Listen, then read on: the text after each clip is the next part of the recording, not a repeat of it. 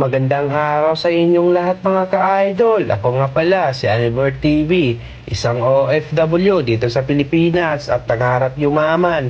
Paano ko nasabi? Tara, samahan niyo ako. Sa video nga pala ito mga ka-idol, kakagaling ko lang sa aking trabaho at palabas na ako dito sa company namin. At naisipan ko na kumain na lang muna bago umuwi para sa ganun matutulog na lang. Dahil pag uwi ko sa bahay, magagawa ko yung gusto kong gawin dahil hindi na ako magluluto dahil kumain na ako sa labas. At dito nga mga ka-idol, PM shift wala tayo dito kaya ang out natin ay umaga. Kung napapansin nyo mga ka-idol, napakaganda yung panahon. Ang sobrang sarap nga ang hangin dito mga ka-idol, sariwang sariwa at napakalamig pa. Ganun na siguro mga ka-idol dahil buwan ng January ngayon, taglamig na. Oo nga pala mga ka-idol, ang kakainin namin dito ay pares. Gusto ko namang subukan yung pares ni nanay. Kung masarap ba. Yung parisan kasi dun sa kabila na palagi kong kinakainan ay hindi pa nagbubukas. At paalala lang po mga ka-idol, hindi po to pwedeng araw-arawin dahil masama po ito sa kalusugan. Napakataas po sa kolesterol ang pares mga ka-idol. Siguro kung ikaw ay high blood mga ka-idol, kung gusto mong mabuhay ng matagal, huwag mo lang subukan. Napakadali nga lang magtimpla dito mga ka-idol. Lahat ng lakad-display dyan,